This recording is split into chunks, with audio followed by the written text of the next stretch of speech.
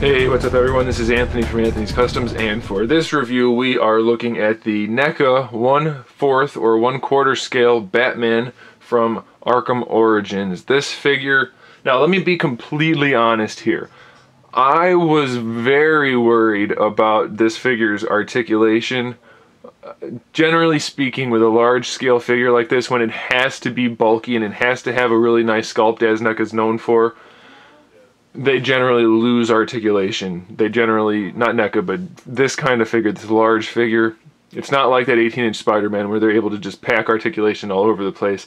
I thought for sure this guy was going to really have limited articulation. However, it's really not the case. I'm being 100% honest when I say I was quite pleasantly surprised with just about everything on this figure. There are a couple places where the articulation is fairly limited, and I will point that out, but I definitely think that they really packed in as much as they could without sacrificing the sculpt and the look of the figure. So I'll just do a quick pan up and down. This guy is massive. I'll give you a height measurement in a second. As you can see, he's detailed perfectly to look like he is in the game, or look like he does in the game. Proportions are great. Just real quick for you guys to have a quick size comparison. There's the Play Arts version. You can't even see it right there. There's the Play Arts version of the same Batman figure. He comes up to just under his belt. So definitely a lot of size on this guy. It's interesting to see the differences in the designs of the figures too, but you guys know I'm not one to compare unlike things, and these are not like figures, so there's really no point in doing that. Alright, so I only have my 12-inch ruler here, so we're going to try to do the best we can. So just to the top of the belt we're at 12 inches, and then from the top of the belt up to the top of his head we have about 6.5 more inches, and then to the top of his ears 7 inches. So for those of you that are not mathematically inclined, he is 19 inches to the top of his ears, and he is just massive. For a quick size comparison for a Marvel Legends figure, there's the Marvel Legends Carnage. So tiny compared to this big Batman. And as some people say, size doesn't matter. In this case it does, as Batman is just super cool. I'm going to pick him up and bring him closer to the camera just to show off some of the smaller details. As you can see, the head is sculpted really nicely. It looks just like he does in the game. They got all the nice little indentations and embossed areas of the cowl. The face itself looks great. There's texturing for his chin stubble. All of the nice little ridges in the cowl here, and all the rivets throughout are actually look like not rivets, but like Allen wrench screws or bolts or whatever you want to call them. Just tons of detail throughout. Really well done. We've got this buckle here, something stuck in there. I'll get that out later. Buckle here with the cloth there. That's meant to look like it comes down and connects, but obviously it doesn't, because the shoulder pads have this really cool feature where they tuck in like that if you want them to be tucked in, and they look like they have elastic straps, but they don't. It's actually just plastic, and then they can actually stretch out, and I'll show you that when we go over the articulation. But you can see that we've got the buckles sculpted in there, and that's pretty nifty. The bat is sculpted. All of the detail work is actually sculpted. It's not just painted on. You can see for the gloves we have all this kind of armor looking details, and then we have like the quilted pattern going on here. Really nicely done. Really well detailed. I was worried that they might, even though it's a bigger figure and they can technically fit the sculpting in there, that they might have to limit it just in order to keep the cost down, but they really got all of the details in there that I was hoping for. You can see all of the wrinkles in the leather. It actually looks like there are pads in the leather, then the cloth, then the leather stretched over top of that, or cloth or whatever it is. So that looks really good. And then the boots, they're just more of a simple design in this figure, but that's fine. It suits him well, and they did a good job with that. So as far as looks go, you really can't beat it. It looks great all the way around. Before we get into the articulation, because that's going to be a pain in the butt, I would like to point out that he has a total of 4 hands. We have 2 fist hands. So we have these 2 hands here, and you can see that they use kind of a flat black here and a glossier black for the pads. So that gives it a really nice look. Stop focusing on Batman, camera. the lights are not in the right position for this big figure. So we have the two fist hands, and then we have this hand here for the batarang and this hand here for the grapnel gun. Before I put the gun in his hand, I would like to point out that it has this little clip, and how you use this clip is you can put it on his belt, and that just snaps on over the belt, and then that snaps on so the gun goes on his belt, which is really nifty. Let's just set him down so he doesn't take a dive in the meantime. So that just snaps on to the gun. I think it actually goes like that. Yeah, so that snaps on there. And the gun looks great, fits in his hand really well. I'll show you that in a second. And the or the hook part, whatever you call that, can actually come out, so you can make it look like he's gonna plug it in. And these things are actually hinged, so that's pretty nifty too. So really nice thought went into this, and it looks really cool. Lots of detail in the gun itself. And then I'll show you really quickly with this 7-pound figure, who's quite awkward to move around for a review, how nicely it actually fits in his hand. And very easily also. It goes right in, and then it fits in very organically, just the way you would want him to hold it. So that's pretty cool. And then there that goes.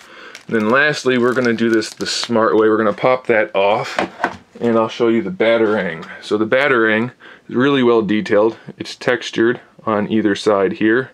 Then we have the nice silver blade. You can see the center part. It looks like it collapses. It doesn't actually collapse. It's just the one solid piece, but it's really well done. And then he can hold that in his hand either like that or like that, however you prefer. And he holds it no problem at all. So very nicely done NECA with the accessories. Let me put his two fist hands in, and then we will talk about articulation before I run out of juice from holding this guy up for so long. Alright, and how we're going to do this is I'm going to come around to the front of the camera, and hopefully this works. I'll see if it's lined up first.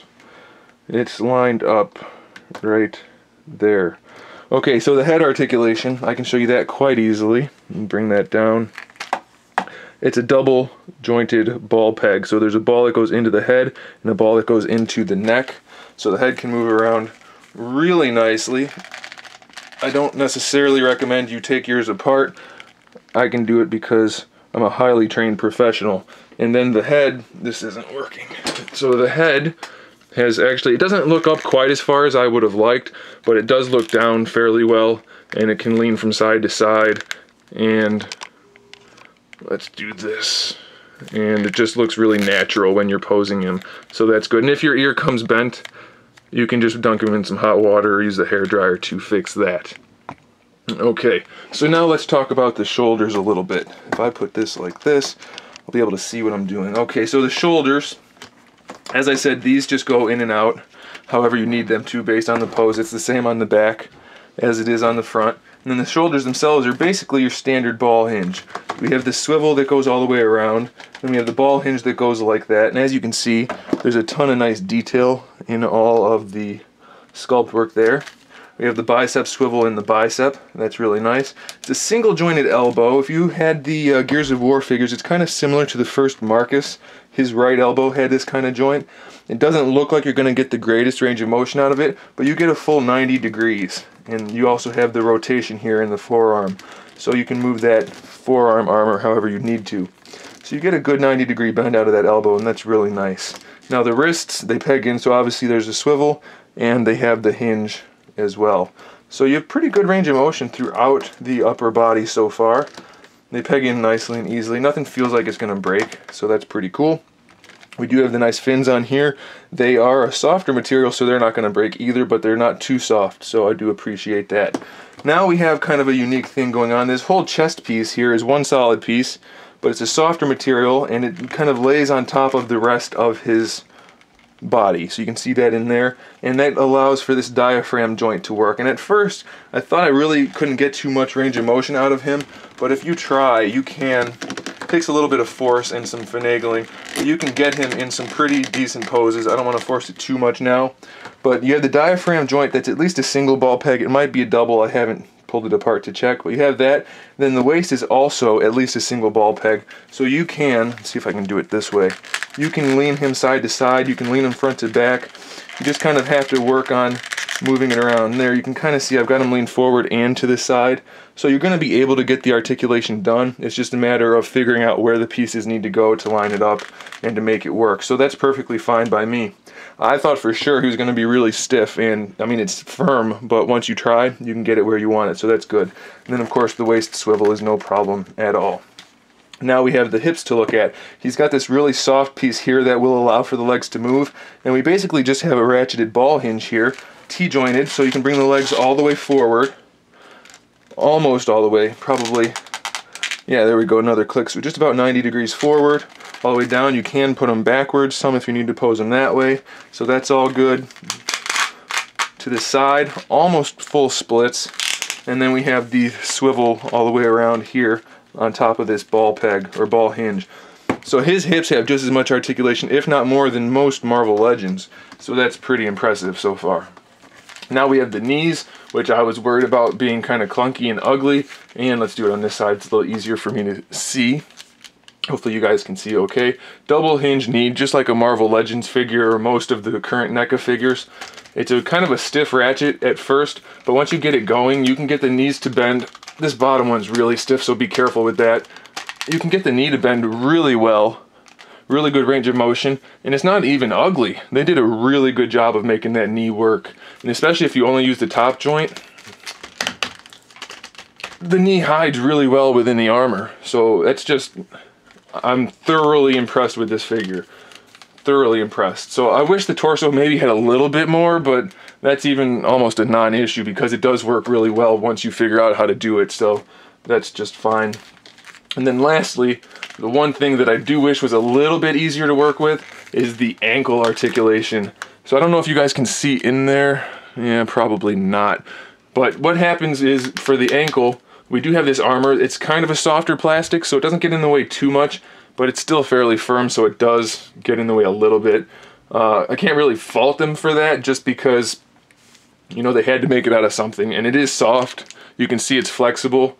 I was just kind of hoping it was a little more soft, but even still, you can use the articulation just fine. What's in there is a ball hinge that swivels at the top of the ankle and in the foot. So you do have the hinging, ratcheted hinge forward and back, and we do have a swivel, obviously, from that peg I told you about, how it swivels at the top. And you can swivel it around to give him an ankle rocker. It's just really, really tricky. So that's the only thing, is I wish it was a little bit easier to swivel this around to give him an ankle rocker. But I think the way they have it, you do have a little bit of an ankle rocker from the start, but you can give it even more. It's just a matter of getting it into the right position. So that does work, and I'm pretty happy about it. They even textured the bottom of the feet. So it's really, like I said, I wish the ankles worked a little bit better, but it's not even really an issue. You just have to be willing to put in some time and some effort to get them posed the way you want. Then the last thing I'd like to talk about, let's put the camera where it belongs, is the cape. I've heard some people say the cape is too thin, it looks like a t-shirt, and I thought so at first, but really it has to be this thin or it's not going to hang properly at all. And it's really, as you can see, it's not super thin. You can't see through it unless you hold it up to light, and of course it's going to have wrinkles in it in the package because it comes in like a little baggie. If you iron that or steam it, which is what I would recommend, that's going to hang so nicely. It's going to look great on this figure, and I don't fault them at all for using that cotton, I think it's cotton anyway, material rather than something silky or something heavier. It really looks good. The figure looks really good, and I have to recommend it 100%. I'm thoroughly impressed, and I think you guys, if you're a Batman fan, a NECA fan, a quarter scale fan, or just a good action figure fan, this is a figure you should probably consider picking up because it is really, really impressive. Thanks for watching, guys. Stay tuned for more figure reviews, custom figures, and other good stuff. And in the meantime, keep collecting.